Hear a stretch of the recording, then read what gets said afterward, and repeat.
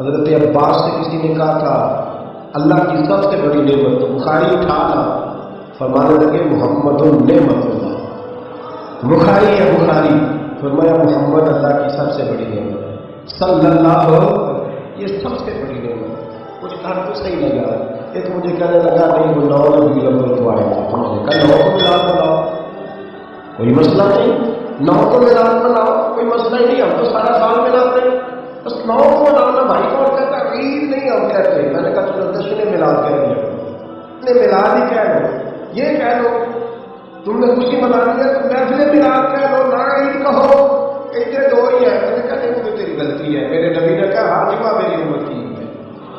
اور قرآن پاک پڑھ، قرآن پاک پڑھ، حضرت عیسیٰ کہتے تھے یا اللہ جب تم منو سلوا نازل کرے گا وہ دن ہمارے لیے عید کا دن ہوگا۔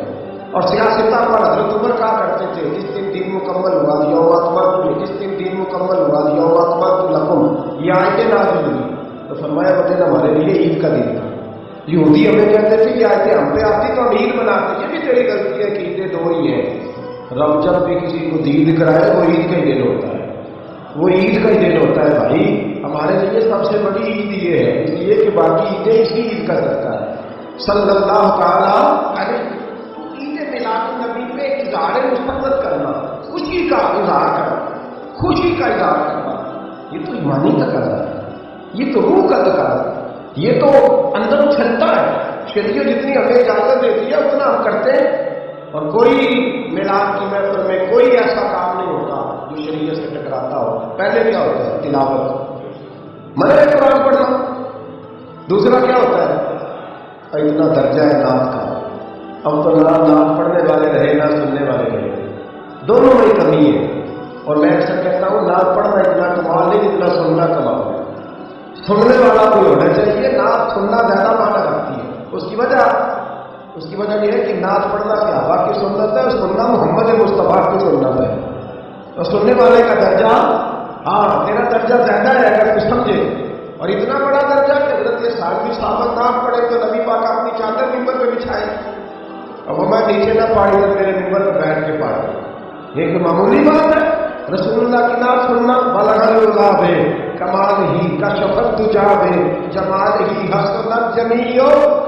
شیخ سادی کہتے 3 فکرے لکھے تو چوتھا ہوتا ہی نہیں تھا، میں سو گیا بڑا پریشان تھا کہ چوتھا فکرہ نہیں بن رہا۔ بلغل اللہ بے کمال ہی کا شفت تجا بے حسنت جمیو، چوتھا لکھا نہیں جاتا تھا، نیند آ گئی، میری آنکھ لگی تو محبوب کا دیدار ہوا۔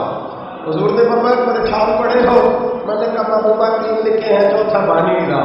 حضور نے فرمایا چل سنا لو، یہ چھوٹا نام پڑھنا تو چھوٹا کام ہے، یہ تو ہم نے کھاتا ہی نا لوگوں کو دے دیا ہے، وہ تو اس قابل ہی نہیں تھے کہ نہ سنی کا۔ بالغل غلام ہے، شاہ شادی کہتے ہیں میں سنانے لگا اور مصطفیٰ سننے لگے۔ بالغل غلام ہے کمال ہی کا شفت تجا بے جمال ہی حسنت جمیو خصال ہی، تو حضور نے فرمایا چل شادی کہہ دے سلو علیہ والہ، کہہ دے سلو علیہ والہ۔ فرماتے میں کہتا جاتا تھا مصطفیٰ مسکراتے جاتے۔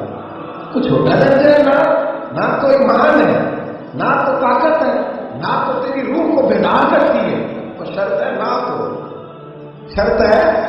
شرط یہ تقاضا ہے نہ تو، وہ نہ ہو کہ نعت پڑھے نا، میرے حضرت صاحب فرماتے ہیں نعت کا مقصد ہے جب بندہ نعت پڑھے تو اس کا دل نبی پاک کے امت کی طرف جائے، جب نعت سنے تو اس کی توجہ رسول پاک کی جانی چاہیے۔